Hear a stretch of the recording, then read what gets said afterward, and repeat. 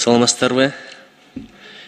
Ишиңиздерге ийгилик, сиздердин ишиңиздерде ийгилик болсо, жолдо коопсуздук болот, кырсыктар азыраак болот. Ошон үчүн менин тилегим ошол. Биринчи, жазалардын өлчөмү көбөйүп атыптыр да. Эми пендебиз, адам фактору бар. Жазанын өлчөмү көбөйгөндө бул коррупцияга да шкак болуп калчу эле. Мына официал төлөсөң мынча, андан көрө мынча берип кете кал деген. Ошондой болуу үчүн эмне кепилдик бар? Урматтуу Нуржи Кадырбекович, бул деген коррупциялык элементтерге алып келиши мүмкүн деген негизде биз өзүбүздүн кызматкерлердин арасында иштерди алып барабыз. Биздин өздүк коопсуздук кызматкерлери дагы жумуш алып барат. Андан сырткары прокуратура органдары, Госкомитет национальной безопасности бар, алар да көзөмөлдөп турушат. Эгерде биздин кызматкерлер ошондой пара алуу боюнча же болбосо деген башка мыйзамсыз аракеттерге бара турган болсо, анда биздин кызматкерлер жумуштан бошотуп, чара көрүп кылмыш тартабыз. Бул жагында каралат. Мои кызматкерлери мен көп байкайм, адептүү, мыкты, маданияттуу, сабаттуу жигиттер аябай көп. Бирок ошол эле мезгилде жаңыдан үйлөнгөн, квартирада турат, айлыктары аз. Чыгып баратканда коопсуздук сактайм деген ниет менен чыгабы, же кичине бала бакыраны бакканга бирдем алып келейин, же болбосо күздө балдара мектепте бирдем алып бериш керек, жазда аялдардын тойлорун бирдем алып бериш керек деген ниет менен чыгабы. Кантип ушуну жок кылса болот?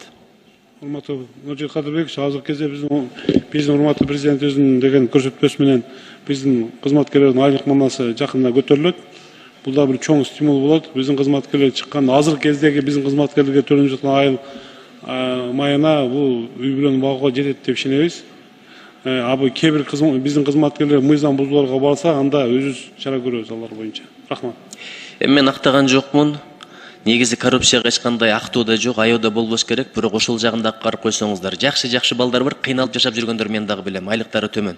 Чындыгында. Колдоо керекпи? Биз деле колдоп берели. Чоң рахмат. Анан дагы бир маселе.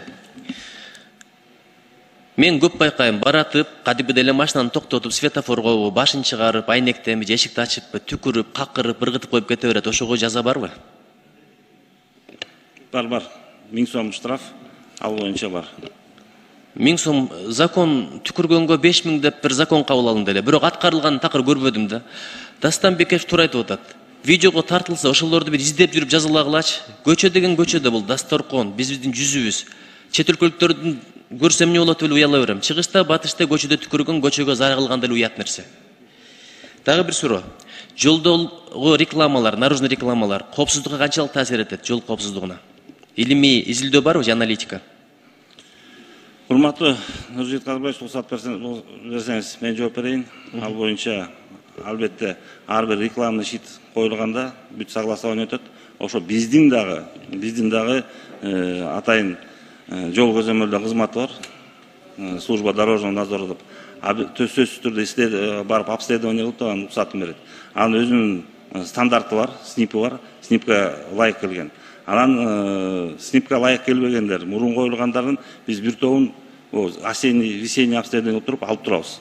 Биз предписание берип туруп демонтаж кылып турабыз. Азыр уруксат берсеңиз, менде деле эмелери бар. Бүгүнкү күнгө канча рекламный щит демонтаж болду деп. Бүгүнкү күнгө 6 айда биз деген 94 рекламный щитти демонтаж кылдырабыз. Бир жолу баягы жылаңач кыздардын сүрөттөрүн кошо алып койгулачы, шылтоошуна менен. Ыйман адепке иштеп койсоңор ошондойчу. Анан дагы бир суроо, баягы галогендик жарыктарды коюп алат. Галогенный деп жап-жарык кылып, адамдын көзүн алып аварияга себеп болуп атат. Ошолорго чара барбы? Биздин мыйзамдар боюнча ага жок. Галогенге уруксат жана ледке уруксат жок. Башка мамлекетте бар, мисалы Казакстанда эле ксенонго бар, биксенонго запрет да. Бизде андай запрет жок. Бизде деген урматтуу кош бергиле. Бирек.